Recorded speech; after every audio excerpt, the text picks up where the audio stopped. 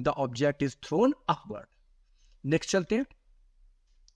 Can an object have an eastward velocity while experiencing a westward acceleration? देखिए बहुत अच्छा question है. देखिए ये हमारे पास एक पेंडुलम है, ठीक है, पेंडुलम ये रहा पेंडुलम, ये कुछ मास है, मास m, ठीक है. अब हमने इसको थोड़ी सी इसको इधर खींच करके हमने ऐसे करके छोड़ दिया, ठीक है. तो ये पेंडुलम हमारा इस तरह से ऑसिलेट करेगा, ठीक है, इस तरह से ऑसिलेट करेगा.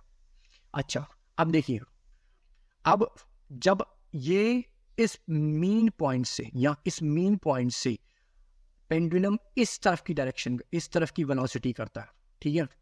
तो हम यहाँ क्या देखते हैं कि इस पॉइंट से, इस मीन पॉइंट से यहाँ तक जाते जाते इसकी स्पीड जो है वो धीमी पड़ जाती है, और इस पॉइंट पर पहुंचकर इसकी जो वेलोसिटी या स्पीड है, ठीक है, इसकी स्पीड या वेलोसिटी जीरो हो जाती है. इसकी स्पीड जो है इस पॉइंट पर पहुंचकर जीरो हो जाती है.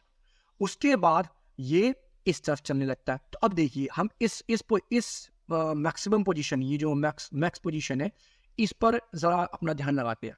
यहाँ पर देखिए ये यहाँ पर इसकी स्पीड जीरो क्यों हो गई, जबकि मीन पोजीशन पर इसकी स्पीड जो होती है वो मैक्सिमम होती है. Speed at mean position max होती है. तो यहाँ पर जब इसकी स्पीड मैक्सिमम थी, तो यहाँ पीक पॉइंट पर पहुंचते पहुंचते इसकी स्पीड जीरो क्यों हुई. उसका कारण ये था कि बेशक सिर्फ इसकी वेलोसिटी इस डायरेक्शन में थी, वेलोसिटी तो इसकी थी ईस्टवर्ड, ठीक है, वेलोसिटी तो थी इसकी ईस्टवर्ड, बट इस पर एक फोर्स है ना वेस्टवर्ड, यानी कि एक्सेलरेशन वेस्टवर्ड काम कर रहा था.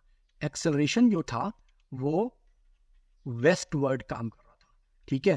तो जब वेलोसिटी के उल्टा एक्सेलरेशन काम करता है then it is called deceleration, तब हम उसको डिसेलरेशन कहते हैं.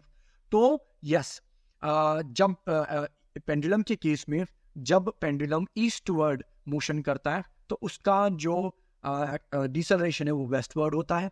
सिमिलरली जब वो वेस्टवर्ड जाएगा तो उसका एक्सेलरेशन ईस्टवर्ड होगा. यानी कि पेंडुलम के ऑसिलेशन के केस में वेलोसिटी के ऑलवेज उल्टी डायरेक्शन में एक्सेलरेशन काम करता है.